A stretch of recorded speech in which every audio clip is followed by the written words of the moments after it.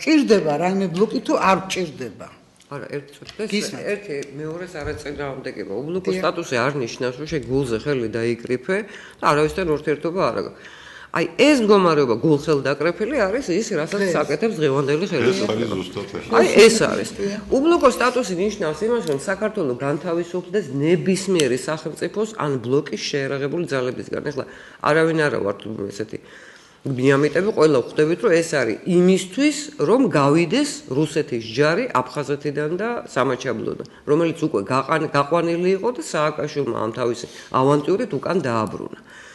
ეხლა რაც შეეხება რეგიონულ პოლიტიკას, მე ნამდვილად არ შემეშლება თუ ვიტყვი, რომ ნინო ბურჯანაძე გაერთიანებული დემოკრატების საარჩევნო პროგრამა არის ერთ-ერთი ყველაზე კომპეტენტური უსაფრთხოების თვალსაზრისით, რეგიონში საქართველოს ადგილის თვალსაზრისით, იმიტომ რომ ჩართული იყვნენ ძალიან კვალიფიციური ექსპერტები და ჩვენ ბევრი გვიკამათია რა. ხო იცით, ყველა ექსპერტს აქვს თავისი ამორჩეული თემა. თქვენ დიდი ხანია მუშაობთ ამ სპეციფიკაზე.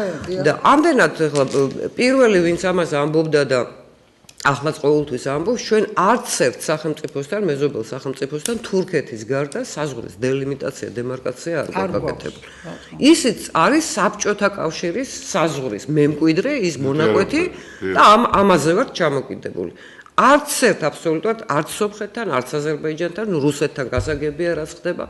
მეორე ის რომ საქართველოს ბუნებრივი ლიდერი იყო არ ცდელობას არ ყოფილა შეიქმნა თავის დროზე კომისია რა შეეხება ხა ცხინვალის რეგიონს მივეცით ყველაფერი ხო აჩუქა სააკაშვილო პარადოქსალური რაღაცას გეტყვი არც აზერბაიჯანს არ არის არც აზერბაიჯანს რუსეთთან აქვს ხო და ჩვენ საქართველოსთან სომხეთთან არ აქვს და ნუ ირანთანაც დამთავრებული არ არის პრაქტიკულად ნუ ახლა მაინც ირანთან ყოფილი საბჭოთა კავშირის საზღვრის სიტუაციაში გამათია გაუთავებელი ერთმანეთს კი ანუ რის თქმა მინდა რომ ყველაფერი ამის გარდა საქართველოს დაკარგა ბუნებრივი ლიდერის როლი ამ რეგიონში. ის იყო ყოველთვის მიზიდულობის ცენტრი, როგორც კულტურული, ისე სამეცნიერო, საგანმანათლებლო და ასე შემდეგ და პოლიტიკურიც. სხვადასხვა ეტაპებზე ეს პოლიტიკური ლიდერის როლი ხან ასე იყო შეფუთული, ხან ისე, მაგრამ იყო.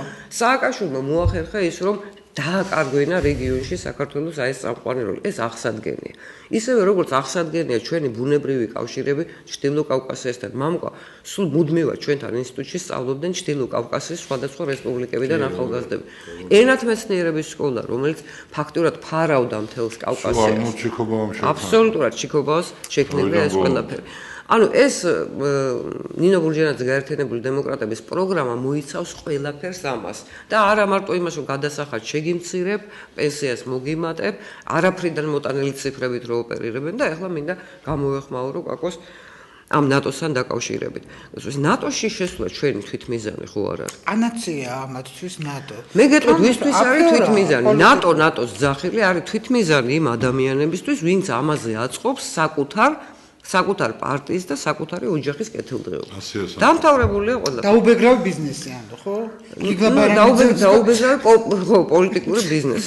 დანარჩენს რაც შეეხება, ახლა კიდევ ერთი მინდა ვთქვა უბლოკო სტატუსზე, რომ ის არ გუზღუდავს ჩვენ არავისთან თანამშრომლობაში. არ აქვს ასეთი ვალდებულება უბლოკო სტატუსის მქონე ქვეყანას. არც ევროკავშირთან, არც შეერთებულ შტატებთან, არც იგივე ნატოსთან ერთობლივი წვრთნა იქნება თუ რა. ორი კვირის წინ წვრთნები ჩატარდა და ფინეთმა მიიღო მონაწილეობა. ფინეთი უბლოკო ქვეყანაა და სასწრაფოდ პრემიერ-მინისტრმა გააკეთა განცხადება, რომ ჩვენ ასეთ წვრთნებში მონაწილეობისას უნდა ვიყოთ ფრთხილი, რომ ფინეთის უბლოკო სტატუსს არ მიადგეს ჩრდილი. ანუ მონაწილეობენ, მაგრამ უბრალოდ აი მეტის მეტი არ მოგვივიდესო ამას ამბობენ. რამდენიც არ უნდა ეცადონ, უკვე არის ესეთ სპეკულაციები, რომ თქვენ ისევ რუსეთთან გინდა არ გინდა საზღვარი აგერ გამოწეული და მის გვერდით ხარ, ხო? ამის არის შენს გვერდით. ამდენად მასთან უნდა მოახერხო ისე დაალაგო ურთიერთობა, რომ შენი ქვეყანა პირველ რიგში ხეირობდეს და არა ზარალობდეს.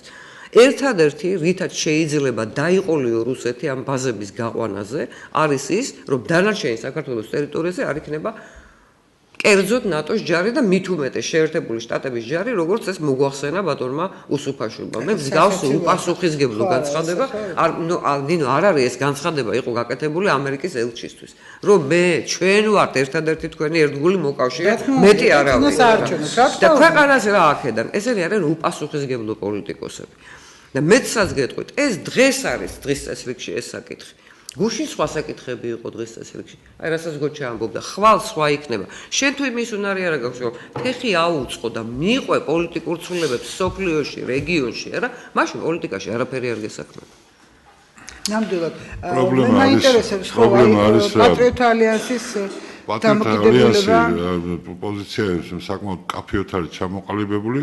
პატრიოტთა ალიანსი თვლის, რომ მიმართულება ქვეყნის რა თქმა უნდა არის ევროკავშირისკენ და თუნდაც იგივე ნატოსკენ, ოღონდ არ ელის ამის ხვალვე, ესე იგი, მიღწევას. მე გეტყვით ახლა შემოსაზრებას რა. და მე ვფიქრობ სწორია, თორემ მიმართულება მაინც დასავლეთისკენ იქნება ეს მართლა იმიტომ კი რეფერენდუმი რო ჩაატარა სააკაშვილმა თავის პრეზიდენტობის გასაправებლად. ხო ვიცით როგორც ჩაატარა რა?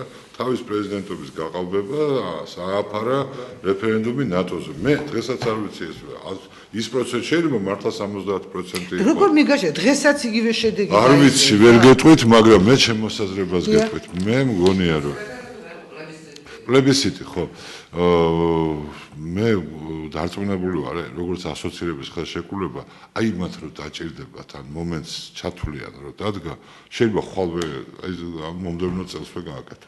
ეს იმათი გადასაწყვეტია. ჩვენ რო საკუთარ თავს გადავახდეთ, აი ალკმანყოფილებს, კრიტერიუმებს არ ჩვენ უკვე ნელ-ნელა ბარე თითქმის 99% კრიტერიუმებისას ვაკმაყოფილებთ იმისათვის, იმიტომ რომ აი თქვა თუ ობიექტურად გადაწყდება ნატო და ევროკავშირის წევრები გავხდეთ, მაგრამ ჩვენ თვითონ რუკას არ უყურებთ, აი რასაც ვამბობთ.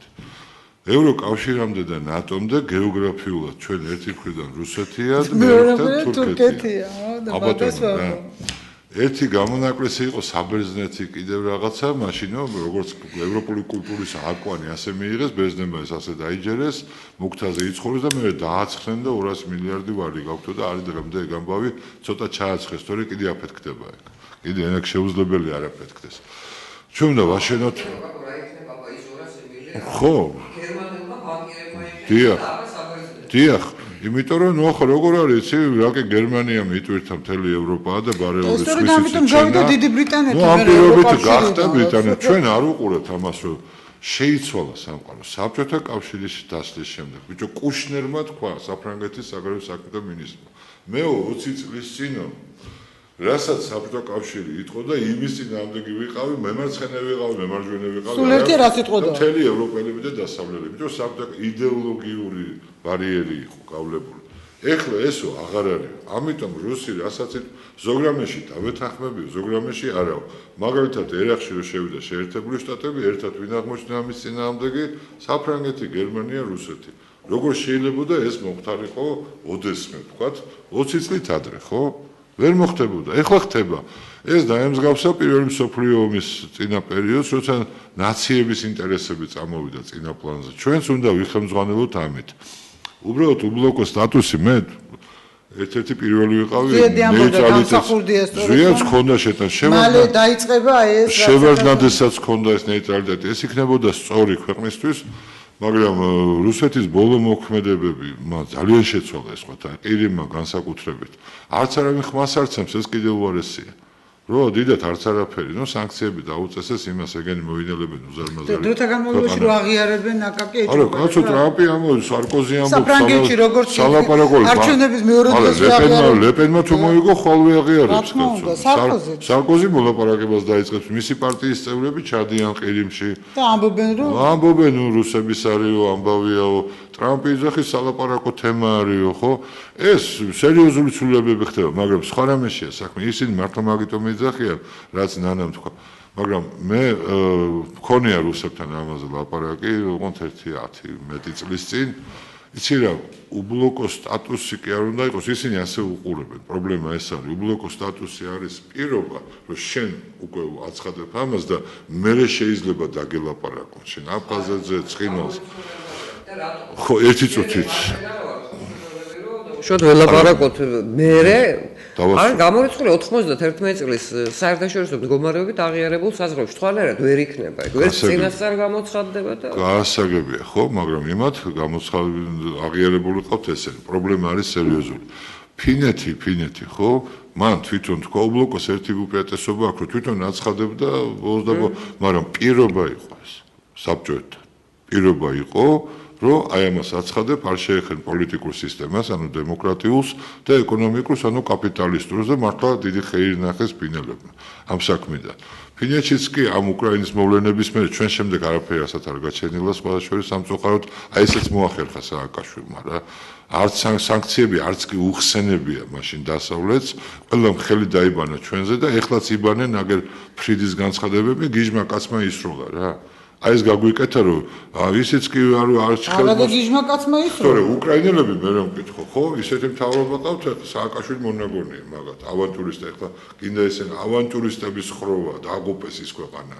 დაღუპეს, მაგრამ ევროპამ თავი გამოიჩინა. ასამო კაცი შოკოლადს ყიდის რუსეთში და იქ იხდის გადასახადს პრეზიდენტია, კაცო. და თვითონ ქვეყანა ნახეთვი ომი მაქო რუსეთთან ვიძახის. არ გავიდა დსთ-დან, არ გავიდა საბაჟო კავშირიდან, დიპლომატიური ურთიერთობა არ გაწყვეტილი არა, ყოველდღე ერთმანეთის საელჩოებთან მიტინგებს აწყობენ. და ეს ნაციონალები კიდე ჩვენ მოგვიწოდებდნენ, რომ ჩვენო არ უნდა სოლიდარობდეთ უკრაინას. ჯერ თავის თავს უსოლიდარონ და მათმა უპასუხისმგებლო მოქმედებამ გამოიწვია ყირიმის ანექსია. მიმთავრობის. ხო, ესეც ხო თვალწინა გვაქვს. ფინეთი ძალიან სპეციფიკური შემთხვევა, თორე ფინეთის ტერიტორიაც ოკუპირებული აქვს რუსეთს. ლენინგრადთან გადიოდა პეტერბურგთან საზღვარი 5 კილომეტრში, გვერდო 10 კილომეტრში და სტალინმა გადაწია ფინეთთან ომის დროს. მერე დაიკავეს ომის დროს, ომოთ მანერგეიმი ძალიან ჭკვიანი კაცი იყო, ფინეთის პრეზიდენტი და მთავარსარდალი, რომელიც გმირულად ეუბნა საბჭოებს, შეფარდებას ხედავთ, ხო, 40,000-მდე საბჭოთა ჯარისკაცი დაიღუპა მერციცი და ხალხთან ბრძოლაში. გაჩერდა და გიტლერის დაჟინებული მოთხოვნის მიუხედავად, ერთხელ არ უსროლია პეტერბურგისაგენ ტყვიაც კი არამსუ ზარბაზანჯი ერთი იყო გვარდიის პოლკის მეთაური იქა ნიკოლოს მეორის დროიდან თვითონ კონდოგვარდიის კი გაცოდა ამაყობდა ამით და იზახოდა ხო ის რო არ დაშლილი იყო ბოლშევიკები არ მოსულიყვნენ ესო რა თქინდოდა იქ იქნებოდიო ისეთი კარგი იყო ისაო და ომი რო დამთავრდა საერთოდ ფინეთის სუვერენიტეტი შვედი იყო თვითონ შვედი იყო ერთი და იქ შვედური არის მეორე სახელმწიფო და სტალინმა ხო როგორი ტიპი იყო აი ეს კი ქონდა რა რაც პოლიტიკოსების მართლა ხა სტალინი ვიცით რაც არის მაგრამ როგორც ამბობს კისინჯერი საგარეო პოლიტიკა ყველაზე ამ კაცო ქონდა მსოფლიოს ისტორიაში ყველაზე რაციონალურია. ნახეთ რამდენად რა იყო ფინეთი ომის შემდეგ, ნუ ერთი ყლაპოა, გადაყლაპოა, არ დაჭერდა, დივიზია აიღებდა რა, საბჭოთა, ხო ტანკები გაივლდნენ, გამოივლდნენ. და სია რო წარუდგინეს საფერო დანაშავეებს ყველა ქვეყნიდან. მანერგეიმი პირველი ეწერა, აიღო წითელი ფანქარი უხმოდ, წაშალა მანერგეიმი და მეცნო მიხმენ რომ დაუფასა ის რომ მაშინ ბლოკადის დროს რო არ ესულა ხო აი მარტივად გაათამაშეს და ძეგლები იდგა მერე და ყველაფერი თორე საბჭოთა კავშირს რო დაეშალა ეს რა არის რუსებს კომპლექსი აქვთ ევროპელებისადმი ფინეთი ყურადღების ცენტრში იყო ჩვენთან სარგებლობენ ამით და ცოტა სხვანაირია ამიტომ ძალიან ძნელია მათთან იმიტომ რომ ვერ გაუგიათ ეს ამბავი შუა აზიაში რო დაუწიკწიკა ამერიკამ ბაზები დაუწიკწიკა ხო და რა გადაყლაპეს ჩვენზე ამბავი აქვს ნახე და გადაყლაპავენ ჩვენზე ნახეთ ხო და მაგას რომ გეკაჩეპე მოხდა 91-ში განცხადება გაიხსენეთ აქ ხო არავინ არაფერი არ იცის 20 წლის წინ მოხდა ზოგი ამბობს ისტორია არ იციან თამარი და დავითი 20 წლის წინ 25 წლის რა ეწერა გახსოვთ საქართველოს უკრაინა ორი ჩვენ ვეწერეთ არავინ სხვა ორი ეწერა ამათ უჩვენებთ ცეირს ჩვენ და უკრაინელები ვეწერეთ მე ზეპირად მეუნებოდენ იქა სად მიდიხართო? აი ისინი განსაკუთრებით რომ ერთის ის ედინა კროვნი სლავიანი მიდიხარ, თქვენო პრავოსლავნი ბრატიო, სად მივდივართ, ვეუბნებოდი. რა გჭირთ, რა უბედურება ავსტრალიაში ხარ გადავდივართ. წესიერად მოიქეცით, თქვენ თუ არ გინდა დაშლა. თვისობრივად ხელისუფლება. იცი რა, მე მგონია რომ ეს არის მისასალმებელი, ახლა რომ კივია ნახეთ როგორ გათამამდნენ და მისასალმებელია რომ იქამდე კი მივედით. და ეს ჩაუთვალოთ ოცნებას რომ კი არის მაგრამ კონკურენტების ისტერიკა მაგრამ საშუალება იმისი რომ ადამიანმა შვიდად ილაპარაკოს როგორც ნანან ლაპარაკობს გინდათ ნინო ლაპარაკობს გაჩნდა თორე აქ როგორ მივდიოდა საქმე იცი საბჭოების კრახი და სააკაშვილის იცი როგორ იქნა საბჭოეთი როგორ გზალა საბჭოეთი დაშალა იმან რომ გზალავდა ამერიკის ხმას და რა იყო იქ იმისთანავე უსაშუალო ჩვენ არ ვიცოდით როგორ გზალავდა როგორ ესე იგი არგუმენტი არა გაქვს ნუ ალაპარაკებთ ხო ისინი ძახიან ვითომე და როგორ ვილაპარაკო ხო არ ალაპარაკო იმიტომ რომ მას არგუმენტი არა აქვს კეფთაყვანისმცემელივით იძახის ნატო კარგია მეც გეუბნები და რატო არ მინდა ევრაზია შენ ვერ პასუხობ და მე ვუპასუხებ რატო არ მინდა იმიტომ რომ სომხეთია აგერ მეზობლად ევრაზიის წევრიც არის ოდკბ-ს წევრიც არის საბაჟო კავშირის წევრიც არის და ჩვენზე უარესად არის ანუ არ იძლევა ეს იმ ხელის ხო ესეც კი არიციან, რაც არიციან ის სომხეთი რა ხდება, არიციან იმ აზერბაიჯანში. კი, მაგრამ მოდით ახლა ჩვენ გადავუხავთ, მე მაინტერესებს აუშვათ მამუკა, აი ნატოზე არის საუბარი, ხო? და აკაკი თქვა რომ აი როგორც კი დაჭირდება იგივე ევროკავშირს, იგივე ნატოს, ხო? ისე გადაწევრია მომენტი. როგორ თავისთვის როგორც კი, ამ შემთხვევაში ჩვენ ტერიტორიული მთლიანობა მართლაც რა, ხიდაშელი კი ამბობს, ვინც ამ კითხვას სვავს კრემლის აგენტია, მაგრამ მაქვს ეს კითხვა ხა ძალაუნებურად მიჩნდება. იმ მომენტში როგორ დაჭირდება ევროკავშირს და ნატოს ისეთ ტიპის წინადადებას შემოგთავაზებს და შენი გადასაწყვეტი იქნება მიიღო თუ არა ან ტერიტორიული მთლიანობის მიღმა ან ტერიტორიული მთლიანობასთან ერთად. უბრალოდ დანარჩენ ამ ორ რეგიონთან ერთად.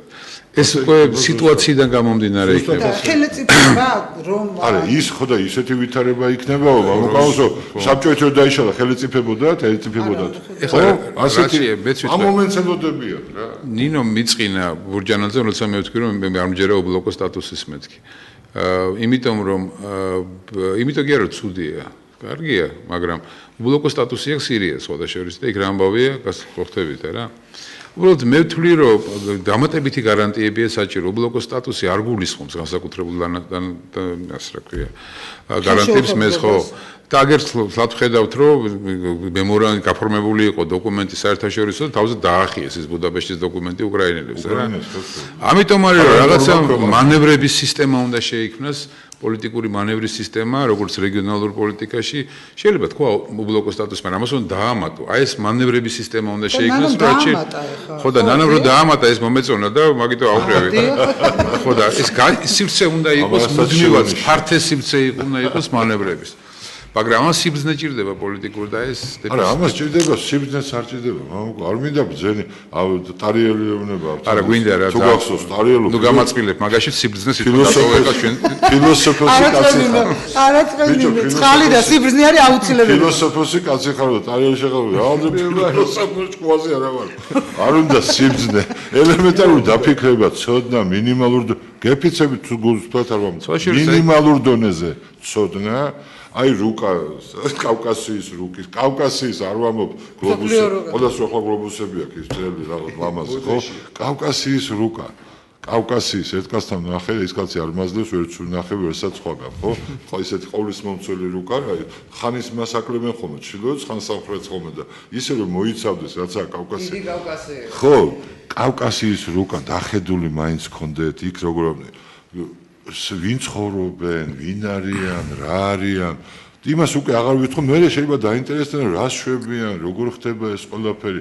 ეს ისეთი სულ გამოდმე, ეხლა ისე ხო არა მოქცევი ეს ქართლის ცხოვრებას წერია, მერიანი იბარებდა რომ კავკასიისკენ იყურებთ. ხო და აი მაგასაც მამუკორო, სიბრძნე კი არა ელემენტარული წიგნიერება. ორი გარწელია მართლა იბარებდა ის კავკასიელებს მიხედეთ სულ გამოდმებით.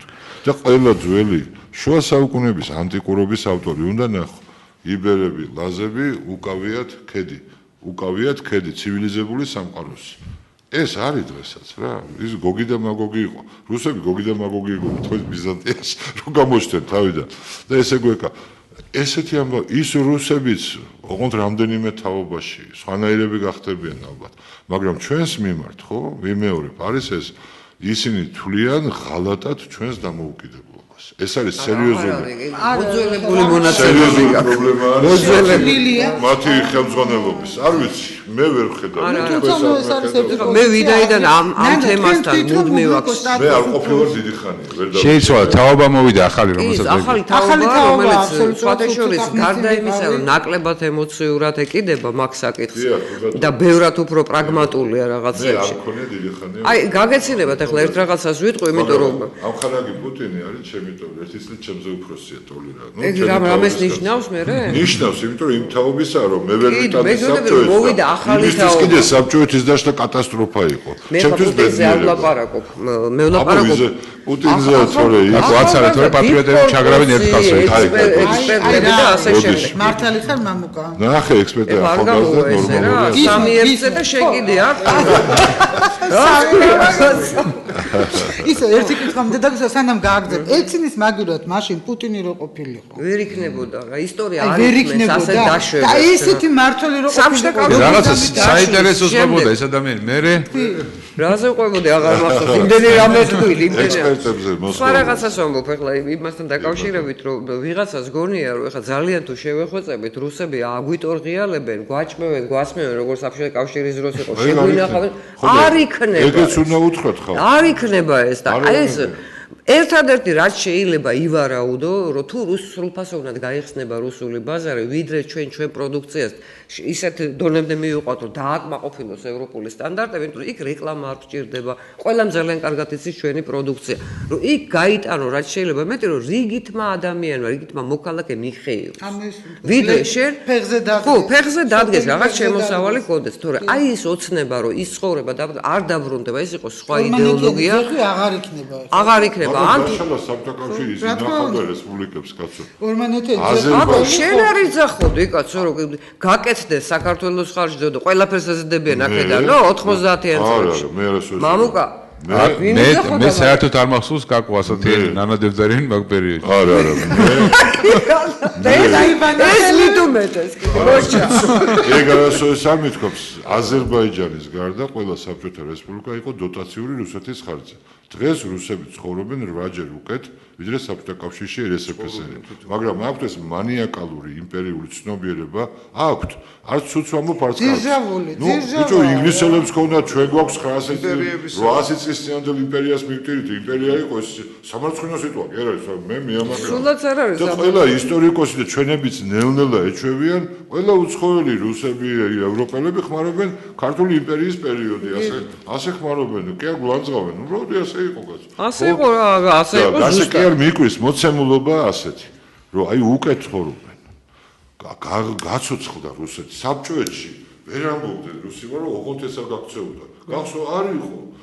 ხალხმა არ იცოდა აი რუსეთი, არაფერი იცოდნენ გრუზინები, იცოდნენ ბალტელები, დასავლეთ ევროპა ერთი მეუნებოდა ჩვენ დასავლეთ ევროპა როგორ ნატრება ხო ვერ გადიოდნენ, გვინდა ნახოთ, მივდივართ ბალტიისპირეთში და სამხრეთ ევროპა რო გვინდა ნახოთ, თბილისში ჩამოვდივართ. თან თბილისში ბალტიისპირეთში კი არა, იმიტომ რომ სხვები ნაკლებად გავდნენ ამ საქმეს. ჩვენი ორი მეზობელი. სხვა ურთი ძნელია მათთან. ძნელია, მაგრამ ჩვენ არ გვაქვს გამოსავალი, იმიტომ რომ ეს პოზიცია ნაციონალების შემოთავაზებული, რომ ჩვენ მაგათ არ დაველაპარაკებთ. მიქვამს და ეხლაც ვიტყვი. ჩვენ რო გქონდეს ეხლა შემოერთებული სტავროპოლიზე კრასნოდარის ხარი, უსინდისო ვიყოთ რუსებს დაველაპარაკებთ. პირიქით არის და რა ვქნათ ეს?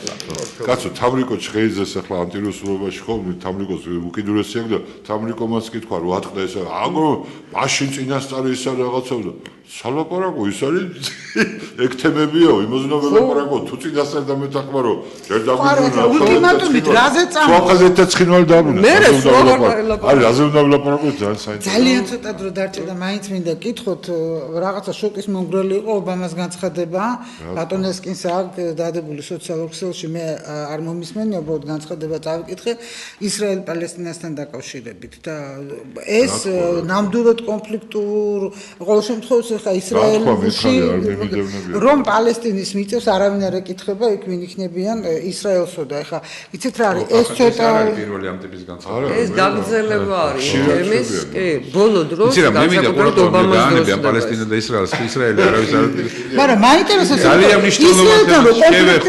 მნიშვნელოვანი თემა შევეხო ტერიტორიებთან დაკავშირებით კვიპროსის ბერძნებმა და თურქებმა მოილაპარაკეს პრაქტიკულად იმისათვის რომ წლის ბოლომდე შექმნიან ერთიანი ფედერალურ სახელმწიფოს ეს არის უმნიშვნელოვანესი თემა ჩვენთვის და ძალიან სამაგალითო თემა და მე ვთვლი რომ საქართველოს დიპლომატიური კორპუსი ძალიან სერიოზული შემადგენლობით უნდა იყოს წარმოდგენილი დამკვირვებლის სტატუსით მაგ პროცესში რომ გაიგონ რა ხდება როგორ აი ეს მაგაშია საქმე სერიოზული შემადგენლობა ყავს ეს არა ეს ხუმრობის გარეშე ხალხო იმიტომ რომ ეს არის ძალიან მნიშვნელოვანი გარდამტეხი თან მოილაპარაკეს არ გეგონოთ ეს მარტივია თურქებმა ბერძნებმა იქაურმა კი არა სახელმწიფოებმა პლუს რუსებმა და ამერიკელებმა ამ თემას და ყველანი შეთანხმდნენ და ესე იგი შეხვდნენ ამ ორ იდეაში შესაძლებელია ასეთი შეთანხმება ოღონდ შენ თუ არ რეაქტიურია შენ მაგილად არავინ არ გააკეთებს ესე იგი კარასილი დეგრუ არ იქნება ბედმა გაუღიმათ კიპრიოტებს ბერძნებს და თურქ კიპრიოტებს არ ქვიათ იმათ კიპრიოტები მაგრამ მაინც რომ ორივე წარმონაქმნის ერთი სახელმწიფო და მეორე წარმონ სათავეში მოვიდა ერთდროულად ადამიანები რომელიც კომპრომისზე ფიქრობენ აი ეს ამათმა მოილაპარაკეს ერთმანეთში კი ჩაშალეს ამათმა მოილაპარაკეს ერთმანეთში ეხლა მათ აქვს უზარმაზარი შანსი რომ დაძლიონ საკუთარი ნაციონალისტების წინააღმდეგობა ესეთებიც არიან თან ეს მთელი დანარჩენი მსოფლიო ამას მხარს უჭერს, იმიტომ რომ ყველას უნდა რომ შექმნას ლამაზი მაგალითი და ეს არის ჩვენთვის უმნიშვნელოვანესი მაგალითი. როგორ მოილაპარაკა ორმა კაცმა ერთმანეთში, ორმა მტერმა. და როგორ ფიქრობ, გზად არის საქართველოს ამისთვის? გზად არის. საქართველოს არის. პოლიტიკოსები არ არიან მზად და უნდა განახილდეს. ამიტომ პარლამენტში არა მოსახლეობა მზად არის, მართლაც ფსიქოლოგიურად მზად არის. ამიტომ უნდა შევიდეს ახალი შემადგენლობა პარლამენტში რა. უნდა შევიდეს ახალი შემადგენლობა. ხო და რა ვიცი, მომიცით ბატონო მამუკა იმისი თქვენ რასაც ამბობთ, აი რამდენად ჩვენ კი გვაქვს თქვათ ის რეალური მონაცემები, რამდენად მზად არიან აფხაზები, თუნდაც არ არის ვიდრე ჩვენ ისე რომ არც ერთ აფხაზს არ ვეკითხებით, ვიძახით რომ ხვალე შევალთ ნატოში. ეს მზადყოფნა არ იქნება.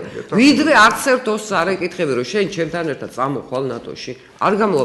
ეგება ისინი პირველები ყვირია რომ კი ბატონო წავიდეთ ერთად შევიდეთ. მართალი ხარ აბსოლუტურად ჩვენ არასოდეს არ არც ისინი არ ითვალისწინებდნენ ჩვენ ინტერესებს, არ ჩვენ არ ვითვალისწინებდნენ და ამიტომ იყო ღია კარში ყოველთვის სხვა ეკავება. 91-ში რო ველაპარაკე, ხო, საბჭოეთი გვადგა თავზე და გაბედეს და წამოვიდნენ კომპრომისზე. ჩვენ წავედით და ისინი აფხაზები სამწუხაროდ ოსებ დღემდე ვნანობ, რომ აი მაშინ ახალი მოსულები ვიყავით, გამოაცხადეს ხელსაწყოეთ სამოკავშირეო ხელშეკრულებასო გორბაჩოვმა როკა. საბჭოეთი მაგან დაშალა. რუსეთი იმიტომ გავიდა.